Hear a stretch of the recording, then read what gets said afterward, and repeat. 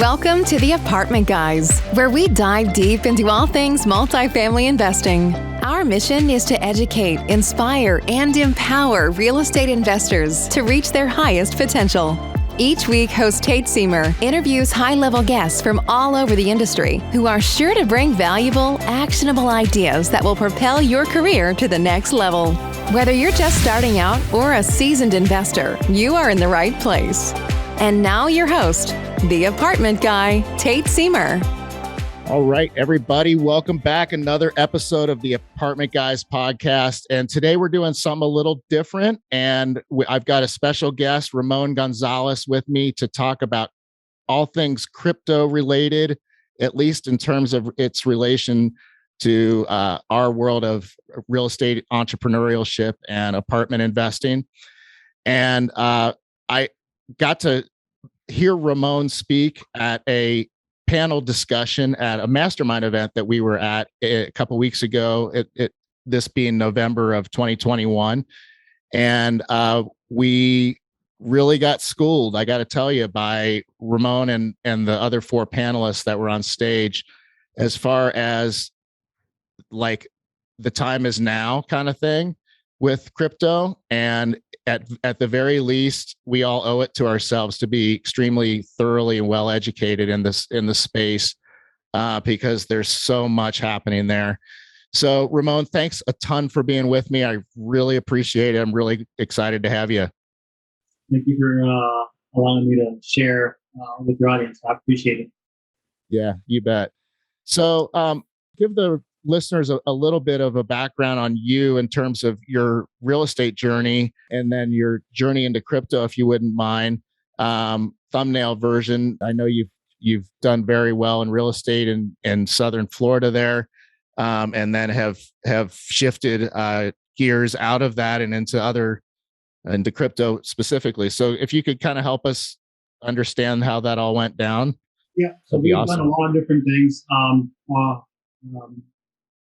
I've got a big economic background. My degree's in economics. Kind of did some more economics for General Electric for a few years, and then I got into real estate. Right, so from 2006, we went through a cycle for 2000 and really 20, even 21 actually, where we've done real estate in all facets of real estate. We pivoted from buying and holding apartment buildings, managing them in-house, to buying a duplex, to we wholesale a couple hundred houses to me and my wife. We fix and flip a couple hundred houses there.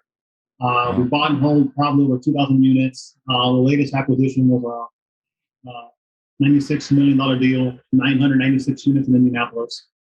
Wow. That was in COVID, during COVID last, right after COVID. And then what we expected is we expected to have a lot of these loans pay off. And then get into real estate, because I was expecting, I had been through a cycle already, right? The first cycle, you learn when real estate corrects, you're like, holy crap, what do I do? You get back a few properties, you figure it out. But the second one, you're like, okay, I'm going to be ready. So this second one, I was ready, right? Like that 960 unit deal, I was ready, right? So, and same thing with the 60 unit deal, although the 60 unit we bought it pre-COVID in Atlanta, but we're still able to get out and sold that deal recently. Matter of fact, just a month or two ago, we sold that deal. So guys, I'm like you. I've been a syndicator. I've been a GP on the deal. I've also been passive. Again, done the lending and always looking for the cash flow and looking to kind of free up time. I'm a lifestyle guy. That's kind of why I'm not like known, right? So I don't want to be known. I am known by the guys I know. Like the guys that know me, like they know me, right? Not bad or right. It's just what I want, right? I want my time. So 2020, this huge correction, I was expecting real estate to take a hit as well. And it did temporarily, but then it didn't. So what happened is the Federal Reserve started really expanding their balance sheets to a whole other level. But then what happened different this time that I didn't expect is money went from the Treasury directly to people. That hasn't happened throughout history, not to the level like this, with WIC payments, with unemployment insurance, with stimulus credits, with parenting credits now, or all this money. PPP loans. PPP loans. Yeah. All this money in the past hadn't gone direct to the people. It went to the banks, right? Which is why the rich get richer. The banks make the loans, and that's why the banks get bailed out, right? But what happened here is not only did the money go to the banks, but it went to the people, which now changed everything. Right? There's so much excess cash in the system, you're not getting these great real estate deals. Everything is being repriced. Well, why is it being repriced? Because you're devaluing the dollar. The dollar is buying less and less and less and less and less. So if you've got a shit ruler, which is the dollar, you've got to figure out ways to measure your assets or measure investments in something outside of the US dollar. So we took all the assets that we could think about and measured them against the Federal Reserve balance sheet growth. So when you put them against the balance sheet growth of the Federal Reserve, in essence, the amount of money they expanded their system with, the only two assets that outperformed the Federal Reserve balance sheet growth were crypto and tech stocks. Nothing else. Not gold, not real estate. Real estate was flat against it. Gold was flat against it.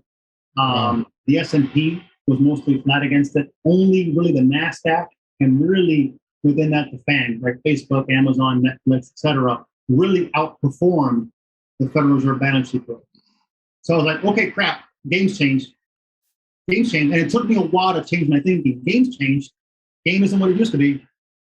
The real money, the real devaluation of the dollar is really at 15 to 20%. Well, then what are we going to do to offset that? Well, real estate got a lot harder because you couldn't collect rents, you needed more people on staff, and the risk reward completely changed. Right? When I was on stage at the event you and I met, the person that runs that organization asked me specifically when he texted me, because he knows how I roll. We've done a lot of business together. He said, Ray, what are you doing different than everybody else in this crypto thing? Because he wasn't a big fan of it initially. Like, he just wasn't convinced. He goes, what are you doing different? Because he knows how I risk manage. And I go, and the answer was that I risk manage. I risk manage and I build a thesis. That's the one thing that we do well, and has allowed us to pivot from fix and flip, buy and hold, wholesale, loan business. And guys, all of these, I'm not here to impress you guys. All of these businesses that we talk about have been multi-million-dollar businesses for us. Whether it's the wholesale, the fix and flip, and the buy and hold, the multifamily, the lending business, have all been seven-figure businesses for us. So, and we've closed one, opened the other, closed one, opened the other. Like, we never really ran them all simultaneously. Mm-hmm. So the opportunity within real estate didn't really materialize for us. And, you know, the risk reward for real estate had changed. And again, I love real estate, guys. I'm a real estate guy.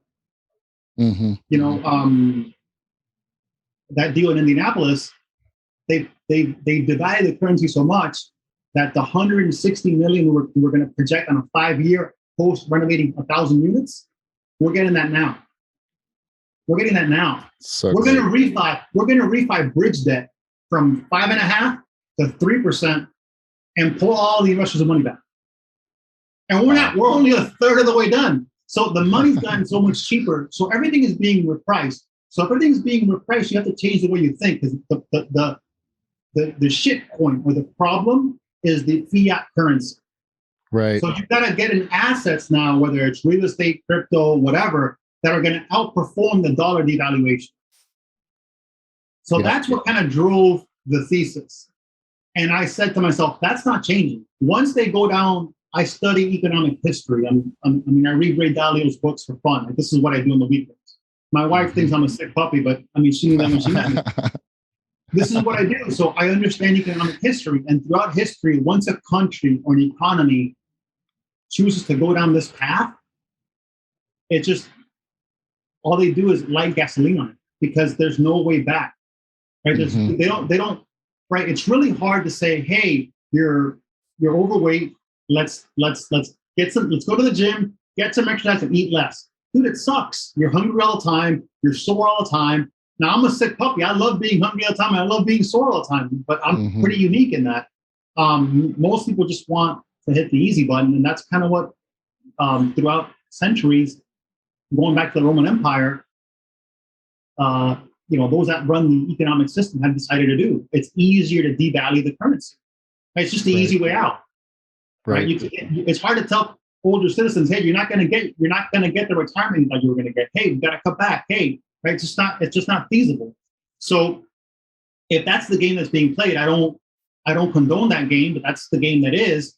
Then I had to look at crypto, because the tech stocks had only outperformed by 34%, but crypto, it was hundreds of percent So in essence, the thing ringing the fire bell that used to be gold was now crypto, where you could still make upside, right? You could still generate if you denominate your life in Bitcoin, everything got cheaper. Your real estate portfolio got cheaper if you had taken your dollars and put them in Bitcoin. Right. Right. Do you see how I'm trying to think, how it changes everything? Yep. So exactly. if you can get yourself to think there, that's step one, is changing the think. Because you want to get out of the US dollars. And guys, I've only been doing crypto full-time, only quote unquote, a year. But I've got teams, I got coaches, I've got full-time developers that work with us now. We're actually building things on the blockchain. So I give up everything else to look here. And what I'm sharing with you, from having done all that, it's been fruitful and worthwhile, because you are going from thinking linearly to thinking with venture capital and thinking exponentially. So what took us 15, 16, 17 years to build in real estate, we've actually built here in less than a year. Unbelievable. What a great ride. Great story. So just for the listeners, Ramon mentioned fiat currency a couple times, and that basically, I'll let you explain exactly what that means. My understanding is that it's just basically any currency that is essentially representative in nature. Fiat just means by decree, right? Like by I decree. just say this is money, but it's not backed by anything. So 1971, Richard Nixon took the dollar off the gold standard. Once Richard Nixon took the dollar off the gold standard, dollars were no longer available for gold. All currencies everywhere became fiat. So in essence, the dollar might look strong relative to the euro, but it's who's got the ugliest shirt, and the dollar is the lesser uglier. But they're all printing capital, and they're all expanding balance sheet, and they're all devaluing the currency. So yes, hey, the stock market's higher. Yeah, but why is it higher? Because the earnings aren't actually higher. It's what's happening is the dollar is less, so it takes more than to buy that good. And guys, you guys have seen this. I mean, you guys are in real estate. You cannot tell me, and I've been around the 06 bubble. This bubble is way worse than that bubble, right? I'm not saying it's going to implode, because the game, see, in 06, it was lending standards who did this. 07, lending standards. Here, the lending standards are pretty tight, right? Low interest rates are a indicator of tight financial standards, meaning they're giving out loans to people that can actually qualify. But what's happening is there's so much money in the system that's why prices are going up. There's so much money in the system with low supply that prices are going up because the dollar is being devalued, not because we have excess loans or excess supply. People aren't doing the ninja loans and crazy ass loans getting 100% like I used to be back in the day. That's not what's happening now. People have to legitimately qualify. Yeah. So what's happening, guys, is prices have gone up 20%. Well, if you're stuck in the dollar, you can now buy 20% less real estate. Right. If you're hedged in something like crypto, for instance, that is not being inflated like the dollar, then you are in essence, it's protected against that inflation. That asset is store value. Yeah. So with upside, by the way. Huge upside. Huge upside in some cases. Yeah. Huge upside. And, I'm very much a newbie, and I appreciate you spending time with me at my level on this, because it's fascinating, and I'm kind of borderline obsessed with it at this point, watching all the YouTube videos I can, everything else. When I really got my head around Bitcoin in particular, and the inherent difference between it and just about every other coin out there in terms of its scarcity, and it's really, I heard it described as almost like the perfect asset or the perfect currency, because it's got a finite supply that's actually going to shrink as time goes on, as coins get lost and that sort of thing. Sure. Well, you got the halvening too. So every 4 years, it gets harder and harder to mint a Bitcoin. So it's guys, we've never throughout history have had a deflationary currency. Think of Bitcoin as digital gold that over time is deflationary, because gold in itself is, and I like gold. I'm an investor in gold, but gold has a supply of around 2 or 3% a year. You can mine that in gold. Here, you've got a negative supply. Every year, you get less and less and less guaranteed over time. Yeah, we've never had that. Yeah. And people, again, for me to get my head around that in particular, and the fact that gold is something that is not it's not infinite, but it's not finite. There's not a set mathematic hard and fast. This is it with gold. And so crypto is like the purity of this digital world, the ones and the zeros, and the way that those work to create a technology like blockchain that allows for this to exist as a currency is really remarkable. And let's go there. Yeah, let's differentiate those two, because think of Bitcoin, guys, as digital gold, as a storehouse of value. But in terms of actual blockchain tech, Bitcoin is old tech. Meaning you have two things here. You have a store of value like Bitcoin that runs on blockchain rails, but then you have companies like Apple and Google that are actually building things on the actual blockchain, that are actually building technology using blockchain. And you can invest in whatever it is that you want within that spectrum. But there's two different things. There's you think of cryptocurrency like they're all currencies. No, there's certain, the main cryptocurrency is Bitcoin. It's super secure, but it's really hard to build anything with. And you can't really run smart contracts on it. You can't really do anything with it other than security and store value. But you know what? That's its function. When you go to the bench press, you're not going to do, tricep extensions, because it's a bench press. Like, that's what it's supposed to do. Sure. Right. Sure. So this is what Bitcoin is supposed to do. And then there's other technologies that are being built in the blockchain and that are going to, by definition, have a higher return or risk return profile, because you're actually building utility and use case on it than just a store of value. Very similar in real estate. Like if someone buys a nice condo high end in Miami, well, they're just looking for store value. They're not looking for cash flow. Someone buys a B asset in in an A neighborhood, they're looking for some kind of cash flow and value adding upside. And generally, those are going to have a higher return because there's actual real use case. You're adding value to the whole ecosystem, right? It's kind of like, why is Google worth more than gold? Well, because Google's got a lot more use case than gold does. Sure. Yeah. Way more functional, way more useful across the board. It just got way more applications.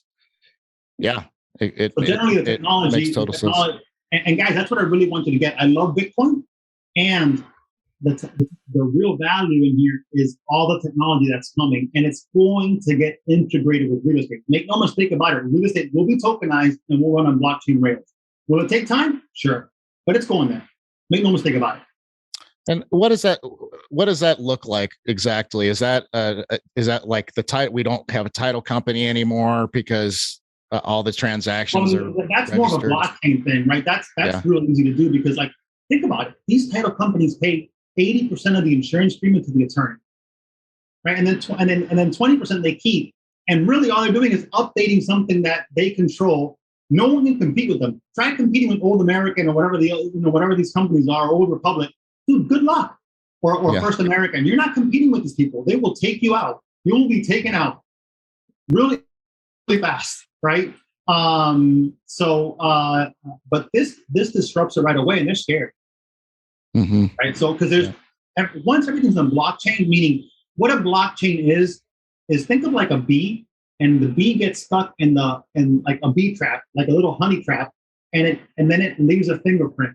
But then there's a whole bunch of other bee traps that are looking at that one and saying, hey, we validate that one. That's what actually happened. So the blockchain network, the Bitcoin network, for example, runs on a proof of work, meaning there's a whole bunch of other miners or computers solving algorithms. That's what makes it decentralized, that anyone can mint Bitcoin. You and I can open up a factory and start minting Bitcoin tomorrow if we want, if we buy these computers to mint Bitcoin. The other thing is, once we record a transaction, I send you money, you send me money, or you send it to an exchange or whatever, all of that has to get verified by multiple parties, multiple people. And if they do a bad job at processing the transaction, meaning they try and do a bad transaction, they have their own stake to lose. So everyone's incentivized through the game theory to be an honest player through the mechanics of how the whole system works. So in essence, it creates trust in a trustless system because you can trust the blockchain. Yeah, you trust the technology because Right. it's ones and zeros again. Look, right now, the government is manipulating the dollar. Everyone knows that. And yeah, gold should be easy, $15 to $20. Easy. What happens? Gold is manipulated by banks, central banks that want to keep the price low. So they sell futures contracts, not backed by the real gold, to keep the price low. They can't do that here. They can't manipulate this, which is why they don't like it. Yeah. Right. You know, I like that Ron Paul quote, don't steal. The government hates competition. Yeah. It's true. Right. And when you print the amount of money that people have printed, or you kind of expand balance sheet like this, you're in essence stealing from the labor class, from the class that had stored up savings, because you diminish their savings, you diminish their life value of what they produce, and ultimately they end up with less. They end up with a lower quality of life. And that's all an asset is future deferral of consumption. You buy an asset because you want to consume this stuff later. And in essence, you're devaluing, by people staying in dollars, they're devaluing themselves. So that's ultimately the mindset shift of why you're looking for another, which is why you guys are in real estate. In terms of store value, just purely store value with unlevered, with less headaches, Bitcoin does a better job of that. Right. But if you want the cash and appreciation and you want to, get your hands dirty, then obviously real estate is a great example. But both are tangible assets. Just with real estate, you're still in a third dimension world, in an old world, whereas with Bitcoin, you have all the upside. Real estate's going to get upside to they simply continue to print, but they'll diminish that as well because they'll raise taxes. They're going to get their money some way to cover all this. With Bitcoin, you have an exponential rise. So Bitcoin is really flashing the alarm of all this excess reserve and excess devaluation of the dollar. Well, and what you were just talking about 3-4 minutes ago is exactly why I wanted to do this episode with you, because it's one of those things that, had I not sat down for the better part of 2 hours and had my mind blown by you guys, like, it was such a wake up call for me. I wouldn't have deployed. And, full disclosure, I got into 4 different coins since that event, myself. And that's my first real foray into crypto. But the fact that inflation is here, and very obviously here, and it seems pretty strong, is exactly why it's so important that you said the working class, or that middle class that works real hard. Everything they do is in cash. Their savings is in cash. It's the savers that get screwed. It's the savers and the working class that get screwed the most, because it's called the Cantillon effect. Those that are closest to the assets, those that are closest to the bank, those that are the highest up on the echelon, they know what's coming and they have assets. So their growth in assets offsets the money printing, right? Offsets the growth from the Fed balance sheet, right? And what you have is not really inflation. I want to get people to understand prices are going up. Why are prices going up? Prices are going up because the dollar is going down. So it's not inflation like we had in the 70s. It's more, hey, prices are going up because what we're measuring in is going down. Right. It's a subtle difference, but it has lasting implications, because it's not like the 1970s when you could have bought gold, because gold's done nothing. Right? They're devaluing the dollar on purpose, and they're going direct to the people with it. That's never happened at this level. So there's some subtle differences that don't sound that subtle, but change everything. And if we can keep the people ignorant, hey, it's inflation. Hey, we're printing money. That's not really what's happening. They're devaluing the money. It's different. Yeah, and then you've got the complications of supply chain issues and those dynamics chipping in too on the supply and demand factor, and it's even higher prices. The volume's turned up even more. And I think that'll be temporary. I think the higher prices from supply constraints will be temporary, because the supply comes back on, there'll still be demand, and then prices will eventually follow over time. I just don't think this dollar devaluation is going to work. Yeah. It's all right. So what, basically, let's just take me, and people that listen to the show a lot of times are wanting to know kind of, over 500 doors done this year. Like, what's he doing? Like, let's kind of try to success leaves clues. Right. So that being said, I'm kind of looking to you, like, you're a few significant steps ahead of where I am in my business game. And you've done a few thousand units in the multifamily space alone, which is like a man after my own heart. That's exactly what I'm going after. And so I'm kind of looking to you, like, in our pursuit of, we got about 40 million acquired this year, and 570 something doors. And, obviously the priority right now is to build our balance sheet, and we're all in on our business. That said, like, I'm basically looking at everything I've got and going, what could be, what makes sense to talk about deploying into crypto right now. So what are your thoughts on somebody like me in the position that I'm in, where I'm maybe 20% into my 3-year growth plan, right? Like, in 3 years we'll have 150 million on the books, ideally. So any overall thoughts on how to integrate crypto into the whole scene? Man, it depends. One of the things that, you and listeners definitely want to do is, risk manage and look at what it is your risk profiles are. Like, hey, how much risk do I want to take? Because you can really take some serious risk here. You can not. You can make cash flow in the crypto world as well. You can not make cash flow in the crypto world. So it depends on what you want. For us personally, our goals were never really about balance sheet expansion and having XYZ growth of top line. Our goal is to have enough cash flow come in and doing as little as possible so I could free up my time and live the lifestyle I'd like to live. But that was it. That was always the goal. And it was always a lifestyle business. And we've given that up during certain seasons of my life. Like, I'll never do that again. When I first started with it, we gave that up. I was working 80-hour weeks for the team. Sure, I made a bunch of money, and a lot of different investors, including myself, are getting caught up with, hey, look at this big number I have. By the time you look at the net number and the debt and the investors and all the headaches and drama, yeah, is it, what do you really want? So really getting clear on what you really want, because you can find the vehicle to meet those needs anywhere. It's a matter of which vehicle is going to meet your needs on a risk managed way that you want and that you're most comfortable in. And for us, it's been crypto.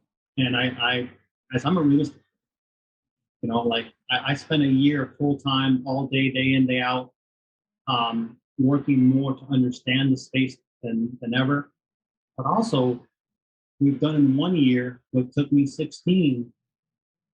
Well, actually, we've done less than a year what took me 16 to do in the traditional way.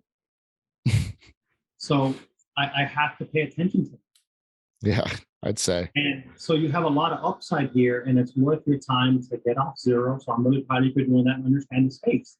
And then you can determine what that looks like for you, right? So just get really clear on what you want. If you want to build this massive empire and you want to have a $1 billion portfolio, cool. What does that come with? Do I want all that? Does that fit my lifestyle? And when that changes, I'm looking for the most elegant vehicle to meet my needs, so then I can free that time up and be what God made me to be. Yeah, it's beautiful. That's beautiful. So without allegiance, you know what I mean? Like, and again, I love real estate. And if I see a beautiful deal makes sense, we'll look at that deal. But to do a deal because that's kind of what I'm used to doing, or hey, it's comfortable. No, guys, embrace the suck. Whenever you change and you're going to pivot and do something new, you're going to suck at it. Yeah. Right? But it's just part of it. You know what I mean? I do a new exercise in the gym. I expect to suck at it. Yeah. I love it. Right. I love being sore, and I love learning, and I know I'm going to get better with time because I've done it everywhere else throughout my career. Look at your lives, guys. You've gotten better throughout time everywhere you've done, but you got to stick with it. Right. So, this is an opportunity that is going to go from 2 trillion to 200 trillion, from 2 trillion to 100 trillion, from 2 trillion to 10 trillion probably within the next year. The whole space is going to 5x. Unlevered, guys. Guys, to make a 5x in real estate unlevered, that's you saying you bought $1 million of property cash, and in less than a year, it went up 5x and a cash flow. And that's really, I've been at this game 16 years and I have yet to do a property. I have yet to have a property that in that time frame has done that. I have had properties 5x because I bought a lot of them in 08, 09, 2010, 11, but never 5x in less than a year unlevered. Wow. Hey guys, everyone talks about this game. Oh, look at me. I got this non-recourse debt. But I'll tell you, if you've been in the trenches with 80, 90, 200 unit buildings in 07, 08, when you got to turn that property back in because shit goes sideways, that non-recourse loans, they try and get it to become recourse real quick. They try and get real cute real quick, right? When things go sideways, the insurance company doesn't want to pay out, right? Like, again, I love real estate, but understand that the real estate risk, I'm all about risk reward. I'm neutral here. I love real estate. And on our Indianapolis deal, I thought it was going to take a certain number of property managers to manage that asset. But guess what? 10% of the people post-COVID said, hey, we're not paying. And we can pay and we're not paying. So now I had to hire 2 police off duty to go help me collect rent. Well, that doubles my costs. And I'm not collecting rent. So guess what my investors are not getting? They're not getting distribution checks. Right. Do you see how this scales out of control really quickly? So if I can offset those risks in real estate by getting deals at a better price or being able to raise rents more aggressively, then that makes sense. But that's not what happened. What happened in real estate is prices got higher, cap rates got lower, and now I've got to get really cute with the numbers and the financing and project out lower cap rates or an exit to get out. So now I'm more relying on luck. In our Atlanta deal, 60 units, never cash flowed a dime. We managed it well. We couldn't collect rents. And because cap rates had compressed and we had bridge debt that didn't have a big defeasance or big prepay, we could sell it at a premium. But I told my investors, hey, we got lucky there, guys. We couldn't go in there and renovate units because I didn't have units. I didn't have vacancies, right? People were just staying in there, not paying rent. So some guy came in off the street and paid us $2 or $3 more million. And you want me to take your hard-earned capital and go do that again? When I can make the same return over here in crypto without the leverage, without the risk, without managing investors, without managing intelligence, without the brain damage, no, I'm good. Yeah, without the recourse, all that. I'm good. Stuff. Without debt, and I sleep good at night. And and by the way, this is a bearer asset. So when you buy Bitcoin, you can take it off the computer and store it in your own cold wallet. So you don't have a counterparty. You don't have this money at the bank. This is your asset that you hold. Yep. It's remarkable. So listeners, like I know there's a ton here and a ton of takeaway, but like I think Ramon just really dropped the mic and brought it home just now. And like, this opportunity is here. It's now. It's real. We'll always look back on November of 2021 and say, I wish we could have gotten in more then. Like, the old adage about the best time to buy real estate was 20 years ago and the second best time is now. I think that really applies to crypto as well. And like it's not, this is definitely an expanding opportunity that's going to keep expanding for a while. And at the same time, like expanding, that's what I really want to get your listeners to understand. Guys, we as humans do a terrible job of understanding exponential growth. This is growing exponentially. Real estate is going to grow, but it's going to grow linearly. Way different, especially over the course of 2 or 3 years. Yep. For 10 years. Yep. Right? And you can cash flow it. And the cash flow, guess what I know about this tape? The cash flow doesn't come in the US dollar. The cash flow in this crypto world comes in that currency. So if it's Cardano, it comes in Cardano. If it's in Hex, it comes in Hex. If it's in Ethereum, it comes in Ethereum, right? So I personally have a lot of Cardano. It's one I believe in the most. I've done the most homework, and Cardano is looking to build the future financial operating system for the world. And then you can stake the token, so you have no risk. The token stays in your wallet, and you can earn more tokens without having to lock it up. And you don't have to sell. You can get a loan against it if you want to as well, right? So it's guys, there's a whole financial revolution happening. I mean, I saw Tate shake his head. That's what's happening here. There's a whole financial revolution. Like I hear a bunch of guys complain, oh, I can't find real estate deals. Oh, this money system. Oh, they're printing too much money. Oh, this is crazy. Guys, this is our world. We can build a whole new system over here. Hey, I feel like Christopher Columbus at times. Hey, there's a whole other world over here. Look, it's shiny, and there's a whole bunch of, or you can stay in this world, or you can do both. It's up to you. But to be silly and have another opportunity at creating the whole financial system anew, man, I want to be part of that. Yeah. I cannot not be part of that. Yeah. Yeah, you're going to be a part of it one way or the other. So it's coming. It's coming. Heard from Guy Kawasaki. I was on a listening to him at a Tony Robbins event, and he said, something is immutable. Resistance is futile. This is going to change. This is coming to real estate. So you might as well be proactive. This is coming. And it's coming at twice the speed of the internet. Right. It's being adopted at least twice as fast as the internet was adopted. It's by far the fastest adopted technology in the history of humanity. And I heard somebody the other day say it's the biggest thing since the printing press, as far as it's really going to transform how we communicate and interact with each other and deal with each other at that kind of level. The internet of value, especially value things. It's how the internet wasn't meant to have dollars be how you measure value. Like the internet needs its own digital currency, and this is it. Yeah. And blockchain is the rails on which it's going to run on. So you can invest in the actual digital gold, or you can invest in the picks and shovels, which is kind of what you do in real estate, right? You're investing in the picks and shovels. So the blockchain technology, in my opinion, long term, is going to outperform digital gold. It has to. Yeah. Yeah. And we're way early, guys. We're way early. Don't think you missed some. We're way early. Is there going to be corrections? Yes, expect them. A 50% correction overnight is common in this world. If you can't stomach the volatility, then you don't deserve the upside, because it's not risk. Volatility isn't risk or downside. Volatility, this is part of a whole new asset class. It's only $2 trillion. Real estate is like 300 trillion. This is 2.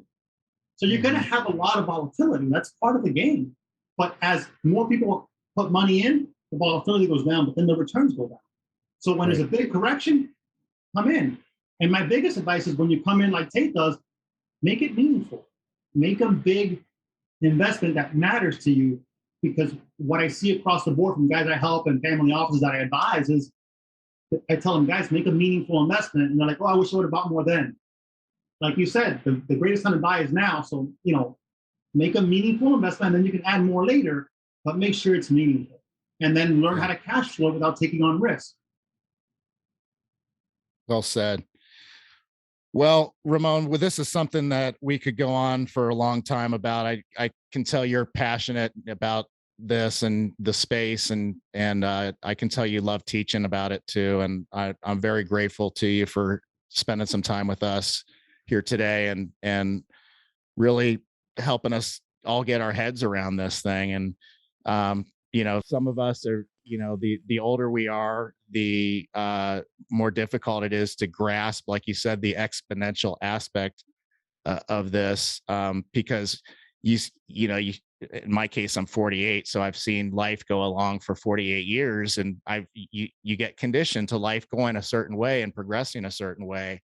Something like this comes along that's so disruptive and such a game changer and a paradigm shifter. It takes a second, I think, and it took me a second. You, dude. I'm a Gen X guy. I'm 41. I might look like I'm not 41, but I am 41, and the reason I spoke so much about you and I today on the mindset of what caused me to shift over is because I felt for our generation that's what's important. But dude, the younger generation, the 18, 25-year-olds, they're all on this. This is how they think. This is how they work. They're used to the gaming world. They're used to this digital world. Dude, the fact that I have to go to the bank to send a wire internationally, and then it takes 2 or 3 days to get there, that is ridiculous. I can send you Bitcoin right now, and it's there in a minute, 24/7. Yeah. Yeah. I mean, come on. Yeah. Yeah. It's pretty awesome stuff. Yeah. And if you guys want to reach out, we got a podcast called Both on Board. Me and my wife, we help entrepreneur couples co-create the life and business of the dream. So it's called Both on Board. I've got a YouTube channel called Conscious Cash Flow. We talk about how to help individuals build out a family office, risk manage. We talk some crypto on that as well.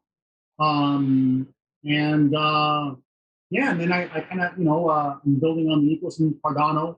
If you want, I'll send you an email, if you're interested in investing in Cardano. And, I have a step-by-step of how to do it, how to get the wallet, how to stake it and earn cash flow through it. And, I can send it to you and you can share with your list. And any ways I can add value, I'm on Facebook under Ramon Gonzalez. I usually go by Ray. And thank you for having me on. I'm just really grateful. And I'm hopeful that your audience at least takes a look at this and invest some time in doing their own homework like you did, right? Because once you go down that rabbit hole, once you see it, and it sounds like you're seeing it, you can't unsee it. Right. Yeah, that's true. You can't tell me it's not going to be revolutionary. No, it's changing everything. And I'm grateful to people like you and our friend Tim Bratz, who brought you brought us together in that forum, and people that are out teaching about it. It's a little outside of our lane as far as Apartment Guys goes, but I think it's so important that it really needs to be talked about. I don't think it's outside your lane. I think it's going to come into your lane. So you're getting ahead of it. Yeah, well said. Okay, good to know. That's affirming. It really does. Really does make sense. Come together. This is going to change the way we do real estate by tokenizing it. Yep. And now, instead of you going out and syndicating a deal and doing all that crap, now your investors have liquidity and they can sell anytime to other investors. And the fact that they invest in your deal will be on the blockchain. And now you don't have to sell. Now they can get liquidity and they can borrow against their shares without you ever knowing about it. Yep. And now you can keep the asset forever versus trying to sell it because you got to give them the money back. Right. This is a better way. Yep. Love it. Well, Ramon, we got to rock and roll. Thank you so much for doing this. And I really appreciate it. Listeners, make sure you reach out to Ray. He's there to help. And Both on Board is the name of the podcast. If people want to reach out to you about Cardano, what's the best way to do that? It's probably just send me an email. It's my name, Ramon.Gonzalez@Summit, SUMMITHB as in homebuyer.com. And then I'll send you an email. Or I could just send you an email, Tate, and then you can just forward that to your list of like the steps by step. Sure, love it. I tell them which tool to delegate to. Like everything's in there with videos, not me doing the video, to somebody else, just step by step of what to do if you want to get involved in the Cardano ecosystem. Again, it's just where I've done my homework. Guys, there's thousands of investments for whatever risk profile you want to manage. The best thing you can do is get started, do your homework. Don't do what I'm telling you to do. I'm just telling you what I do. Yep. And we really appreciate it because you've spent so much time in it and you've established the expertise. And so it's great to be not the smartest guy in the room again. So I'm never that guy. What I know now, I'm always a student. The master is that one that's mastered the art of always being a student. Yeah, I love it. Love that. Well, on that, students and listeners, and I'm a student and a listener as well. Thank you for listening to another one of these, and hopefully you got a lot out of it. It won't be the last one we do on crypto. So, and Ray, thanks again. Really appreciate you. All right, take care. Thanks for listening to The Apartment Guys with Tate Seymour. Tate and friends are grateful to have you as a loyal listener. If you like what you've heard, please subscribe, rate, review, and share with friends on your Apple Podcasts, Google Play, Spotify, or any other podcast platform. Also, check out Tate's YouTube channel for videos of many of these episodes and more. Until next time, take massive action steps and rock on.